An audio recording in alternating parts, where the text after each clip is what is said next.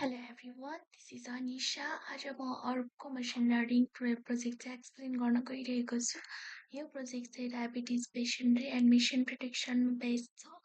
Basically हस्पिटलबाट discharge भएपछि patient फेरि एडमिट हुन्छ कि हुँदैन भनेर चाहिँ प्रिडिक्ट गर्ने प्रोजेक्ट हो।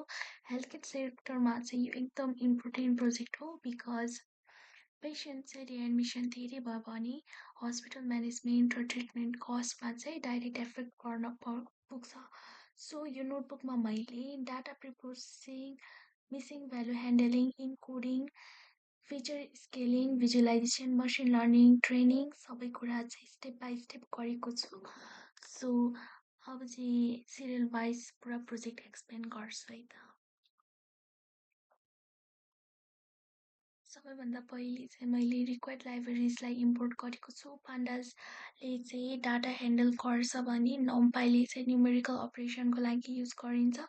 सिबोन र म्याटप्लटले भिजुअलाइजेसनको लागि पनि युज गरिन्छ। अनि यसको त्यसपछि चाहिँ मैले के गरेँ भन्दा यहाँ डाटा लोड गरेको छु। यो चाहिँ pd डट रिड csv गरेर अनि यो चाहिँ लाइक डाटा बेसको डाटा सिटको चाहिँ नाम हो जुन चाहिँ यहाँबाट लेख्न सकिन्छ। एज यु क्यान सी यसलाई चाहिँ यहाँ कपी पेस्ट गरिदिने हो अनि आउँछ। यो डाटा सेट चाहिँ डायबेटिक पेसेन्ट्स रिलेटेड मेडिकल रेकर्डको डाटा सेट हो। डाटा सेट लोड गरेपछि df डट हेड युज गरेको छु जसले चाहिँ 5वटा रोज चाहिँ देखाउँछ। यसले हामीलाई डाटा सेट स्ट्रक्चर बुझ्न हेल्प गर्छ। एज यु क्यान सी यहाँ चाहिँ अनि त्यसपछि अब मैले डाटा सेटको चाहिँ साइज चेक गरेको छु df डट सेप गरेर। यसले चाहिँ कतिवटा रोज र कलम छ भनेर देखाउँछ। रोज भनेको चाहिँ पेसेन्ट्सको रेकर्ड्सहरू भयो भने अनि कलम्स भनेको चाहिँ फिचर्स हुन्छ। अनि df डट इन्फो युज गरेको छु। यसले चाहिँ कलम नेम, डाटा टाइप र नल भ्यालुहरू चाहिँ देखाउँछ। अनि मसिन लर्निङ स्टार्ट गर्नुभन्दा अगाडि चाहिँ यो डाटा सेटको स्ट्रक्चर बुझ्न चाहिँ एकदम इम्पोर्टेन्ट हुन्छ। अब नेक्स्ट रह्यो df डट डिस्क्राइब। यो भनेको चाहिँ यसले चाहिँ न्युमेरिकल कलम्सको चाहिँ स्ट्याटिकल समरी देखाउँछ। फर एन इन्स्टेन्स मेन अनि standard deviation, minimum value, maximum value यो सबैहरू चाहिँ देखाउँछ। यो सेक्सनबाट चाहिँ डिस्ट्रिब्युसनको बेसिक आइडिया चाहिँ पाउन सकिन्छ। अर्को भयो यो डाटा क्लिनिङ एन्ड मिसिङ भ्यालुजको लागि। अब चाहिँ इम्पोर्टेन्ट प्रिप्रोसेसिङ स्टेपमा आयो। डाटा सेटमा चाहिँ यो क्वेसन मार्क भनेर सिम्बल छ नि त्यो चाहिँ मिसिङ भ्यालुजको फर्ममा युज भएको थियो। भन्दा नि छ भनौँ न। अनि त्यसैले मैले चाहिँ df डट रिप्लेस अनि question mark pd dot any use गरेर मिसिङ भ्यालु रिप्लेस गरेको छु। त्यसपछि अननेसेसरी कलम रिमुभ गरेको छु जस्तै कि वेट, प्रेयर कोड अनि मेडिकल स्पेसियालिटी। यो कलम्समा चाहिँ धेरै मिसिङ भ्याल्युजहरू थिए। सो मोडुललाई युजफुल हुन नहुन सक्थ्यो भनौँ न, इम्पोर्टेन्ट थिएन। अनि डुप्लिकेट रोज पनि रिमुभ गरेको छु युजिङ ड्रप यहाँ रहेछ ड्रप डुप्लिकेट्स युज गरेर। लास्टमा चाहिँ रिमेनिङ नल भ्याल्यु चाहिँ रिमुभ गरेको छु। डाटा क्लिन भएपछि चाहिँ मोडलको पर्फर्मेन्स चाहिँ युजली चाहिँ एकदमै राम्रो हुन जान्छ।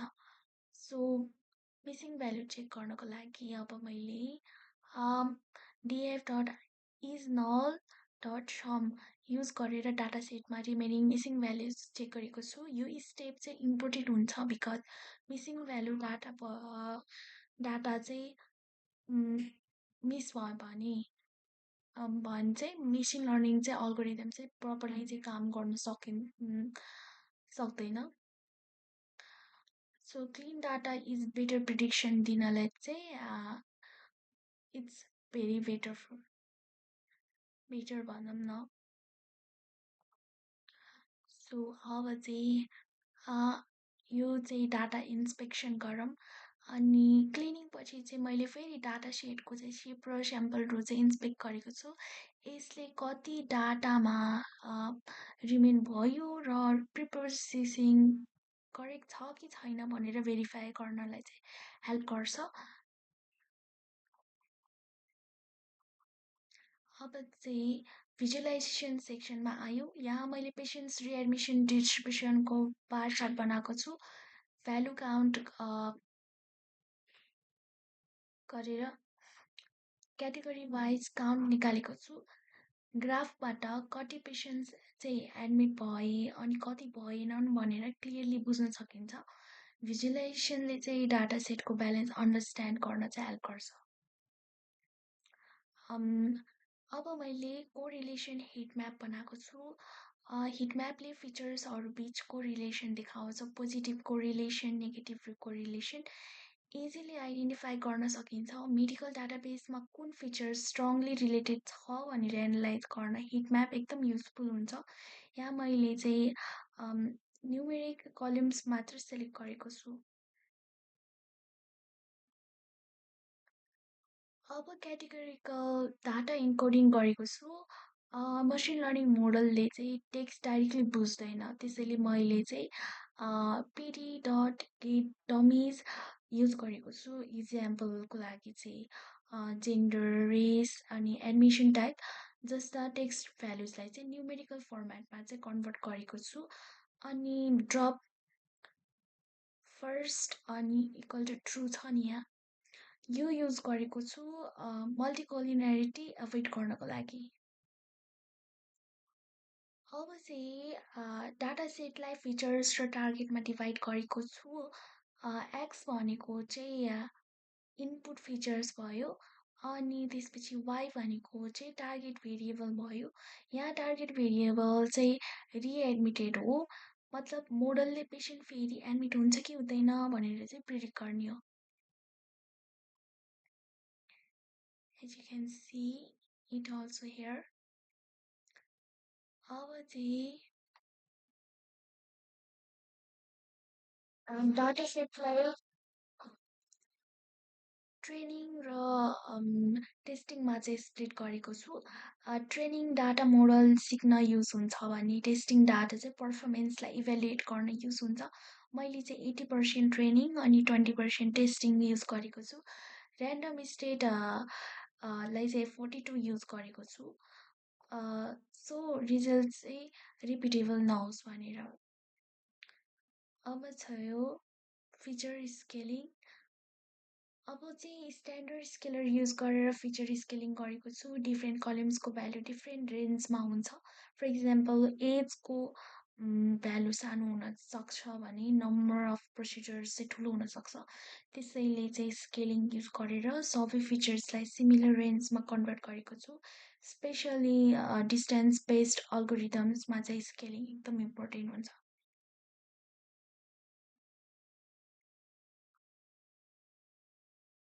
यो डिस्क्राइब भइहाल्यो। अब मैले चाहिँ हिटम्याप युज गरेर मिसिङ भ्याल्युजलाई चाहिँ भिजुअलाइज गरेको छु। यस्तो भिजुअलाइजेसनले चाहिँ कुन कलममा मिसिङ डाटा छ भनेर इन्स्टेन्टली देखाउँछ। डाटा प्रोसेसिङ भेरिफाई गर्न यो एकदम युजफुल हुन्छ। यो चाहिँ एकदम इम्पोर्टेन्ट स्टेप पनि हो।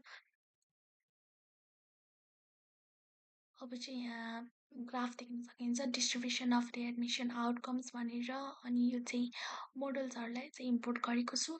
अनि सबै मोडल्सहरूलाई चाहिँ ट्रेन पनि गरेको छु। Logistic regression, decision tree, random forest, SVM अनि केएनएन सबै।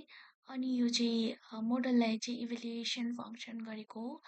अनि त्यसपछि हामीले चाहिँ यहाँ सबै मोडलहरूलाई चाहिँ रन गरेको छौँ। यहाँ देख्न सकिन्छ मोडलहरूको चाहिँ एक्युरेसी, प्रिसिजन, रिकल, F1 स्कोर एकैचोटि पनि हेर्न सकिन्छ। यो चाहिँ मैले एकैचोटि देखाएको छु यहाँनिर।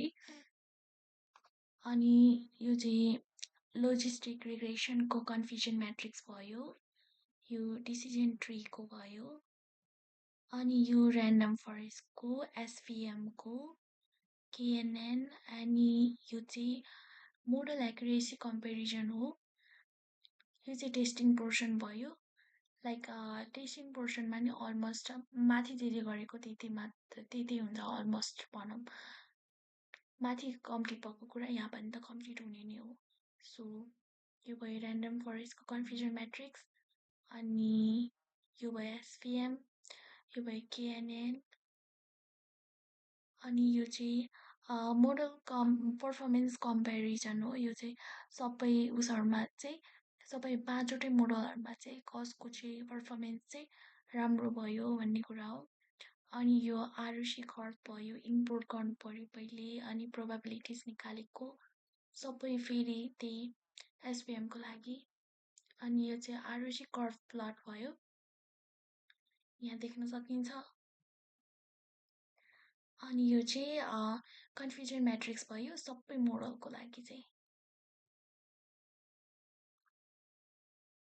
अब क्लिन र प्रोसेस डाटा सेटलाई चाहिँ मसिन लर्निङ मोडलमा फिट गरिन्छ अनि त्यसपछि मोडल ट्रेनिङको मेन पर्पज भनेको चाहिँ प्याटर्न सिकेर चाहिँ फ्युचर प्रिडिक्सन गर्न सक्ने बनाउने हो सो ट्रेनिङ प्रोसेसमा चाहिँ मोडलले हिस्टोरिकल पेसेन्स डाटा एनालाइज गर्छ अनि टेस्टिङ फेजमा चाहिँ न्यू डाटामा प्रिडिक्सन गरेर पर्फर्मेन्स इभ्यालुएट गरिन्छ अनि इभ्यालुएसनको लागि नर्मली चाहिने भनेको चाहिँ एक्युरेसी कन्फ्युजन म्याट्रिक्स अनि क्लासिफिकेसन रिपोर्ट हो प्रोजेक्ट मा चाहिँ हेल्थ केयर सेक्टरको रियल वर्ल्ड एप्लिकेसन भन्नाले चाहिँ यही डायबिटिज डाटा सेट नै हो भनौँ न अनि हस्पिटलले चाहिँ एडभान्समा पेसेन्ट रिएडमिसन प्रिडिक्ट गर्न सक्यो भने चाहिँ ट्रिटमेन्ट इम्प्रुभ गर्न सकिन्छ अनि त्यसपछि हस्पिटलको रिसोर्स म्यानेज गर्न सकिन्छ अनि अननेसेसरी कस्टहरू चाहिँ रिड्युस गर्न सकिन्छ अनि मसिन लर्निङ हेल्थ केयरमा चाहिँ कसरी युज हुन्छ भन्ने यो चाहिँ एकदमै रियलिस्टिक प्र्याक्टिकल इक्जाम्पल हो सो ओभरअलमा चाहिँ यो प्रोजेक्टमा चाहिँ हामीले डायबिटिज पेसेन्ट्सको रिएडमिसन प्रिडिक्सनको complete machine learning workforce main step भनेको चाहिँ डाटा लोडिङ डाटा क्लिनिङ अनि missing value handling visualisation encoding feature scaling modern preparation भयो यो प्रोजेक्टबाट चाहिँ रियल वर्ल्ड हेल्थ केयरबाट डाटा प्रोसेस कसरी हुन्छ अनि प्रोसेस गरेर चाहिँ राम्रो अन्डरस्ट्यान्डिङ पाउन सकिन्छ भन्ने कुरा चाहिँ हामीले नलेज पायौँ so thank you very much this much for today